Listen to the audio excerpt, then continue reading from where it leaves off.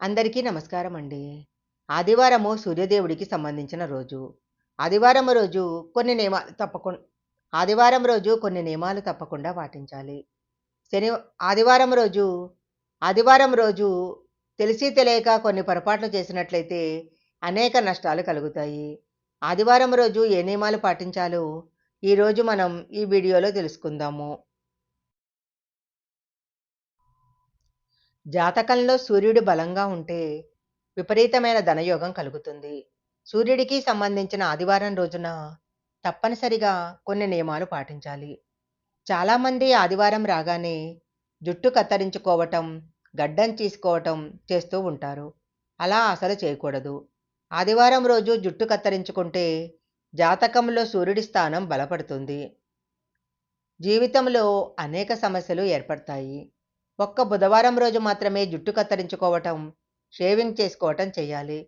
ప్రతి ఆదివారము సాయంత్ర సమయంలో అంటే సూర్యుడు అస్తమించిన తరువాత ఉప్పు తినటం మానుకోవాలి. ఆదివారం సాయంత్రం ఉప్పు తింటే కొన్ని గ్రహాల మార్పుల వల్ల అనేక అనారోగ్య సమస్యలు ఏర్పడతాయి. ఆదివారం రోజున తలకు నూనె రాయకూడదు. తలకు నూనె రాస్తే ఆయుష్ తగ్గిపోతుంది. చాలామంది ఆదివారము మాంసాహారం తింటారు. కానీ ఆదివారము మాంసాహారం తింటే అనేక రోగాలు వెంటాడతాయి అని పెద్దలు చెప్తుంటారు. జన్మజన్మల దరిద్రం వెంటాడుతుంది. ఆదివారం రోజున పొరపాటున కూడా తులసి చెట్టును పూజించకూడదు. కనీసము తులసి మొక్కను ముట్టుకోకూడదు. ప్రతి ఆదివారము తులసి మాత ఉపవాసం ఉంటుంది. అందువలన ఆదివారం రోజు తులసి మొక్కను ముట్టుకుంటే మహాపాపంగా చెప్పబడుతుంది. ఆదివారం రోజున ఎట్టి పరిస్థితుల్లో రావి చెట్టును పూజించకూడదు. ప్రతి ఆదివారం రోజున రావి చెట్టులో దరిద్ర దేవత నివసిస్తుంది. ఆదివారం రోజున రావి చెట్టును ముట్టుకుంటే జీవితాంతం దరిద్రం వెంటాడుతుంది. ఆదివారం రోజున పొరపాటున కూడా గుమ్మడికాయ, పెసరపప్పు, నువ్వులు, ముల్లంగి దుంప, అలాగే శనగపప్పు ఈ ఆహార పదార్థాలను ఎట్టి పరిస్థితుల్లో తినకూడదు. ముఖ్యంగా ఆదివారం రోజు కొబ్బరికాయ, అరటికాయ, ఉసిరికాయలను తినకూడదు. ప్రతి ఆదివారము సూర్యుడిని పూజిస్తే జీవితంలో డబ్బు కష్టాలు ఏర్పడకుండా ఉంటాయి.